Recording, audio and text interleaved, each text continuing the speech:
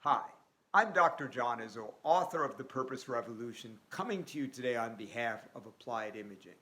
Now, today I'd like to talk about why optimists do better in challenging and uncertain situations like the one we're in right now, and why you should choose to be more optimistic. Now, first of all, optimists do better generally in a whole set of ways than pessimists do. Optimists deal better with setbacks and stress. They're healthier and have better immune systems. Optimists are more admired and liked by others. There's lots of reasons for us to choose to be optimistic generally. But in challenging and uncertain situations, it becomes even more important. And have no fear if you say, John, I'm naturally a pessimist. It turns out we can train ourselves to be more optimistic. We'll get to that. So first, what are the three reasons why optimists do better in challenging situations like we're in right now? First of all, optimists tend to focus on the opportunity in challenges, not just the challenges. Yes, we have a lot of challenges right now, but every challenge offers opportunities. Let me give you an example for myself. I make a living giving talks at corporate events and conferences. Well, not too many of those are going on right now. I could focus only on that challenge, or I could ask, well, what's the opportunity in terms of what I could do with the time I'm in right now? And one of those opportunities is to focus even more on doing videos and webinars and trying to learn to add value in the virtual world. I love going to the gym, and it's a challenge for me right now that I can do that. But instead of focusing on that challenge, I try to be optimistic and say, well, what's the opportunity? Well, the opportunity is to learn to enjoy other forms of exercise like bicycle riding. So suddenly now I'm taking a 40-minute bike ride every day, which I didn't do before. So focus on the opportunity.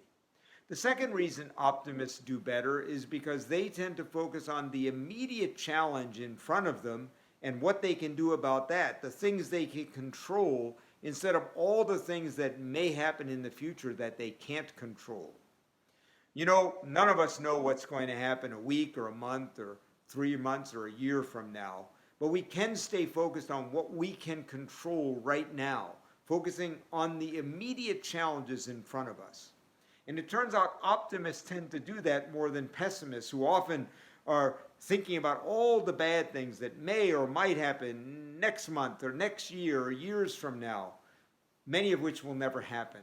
As Leo Buscaglia, the Italian writer, once said, worry never robs tomorrow of its sorrow, but it always robs today of its joy.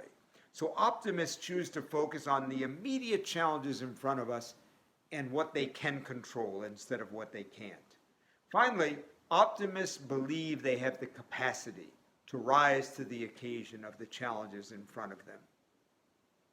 I encourage you to think about other times in your life where you faced a difficult situation, when maybe you thought you weren't capable of rising to the occasion. May have been a breakup or the loss of a job or a loss of income, may have been when someone in your life was lost, or maybe just a disappointment in your life where you didn't think you were capable and found out you were much more capable than you thought you were. Now is the time to remember that every one of us are the descendants of a long list of thousands of years of survivors, people who faced challenges even much worse than ours, but somehow survived and thrived long enough to have us and pass on that legacy to us. So remember, we're much more capable than we think we are to rising to the occasion. So this is a great time to remember we're much more capable than we think we are. Now finally, it turns out we can train ourselves to be more optimistic. Here's some ways. First of all, think of the challenges that you're facing right now and refocus instead, asking, what are the opportunities? Hang out with positive, optimistic people as much as you can. Try to watch people on television and on the internet who inspire you and talk about possibilities, not just problems. Focus on the fact that you have risen to the occasion in other challenges of your life and that you can do it now. And always ask, what can I control? And focus on that instead of the things you can't control. Now again, there's lots of things that can make us pessimistic these days. But remember, optimists do better, especially in challenging and uncertain times. And each one of us can train ourselves to be more optimistic. And remember, people want to be around optimistic people. So by choosing to do that, we also will bring hope and positivity to others as well.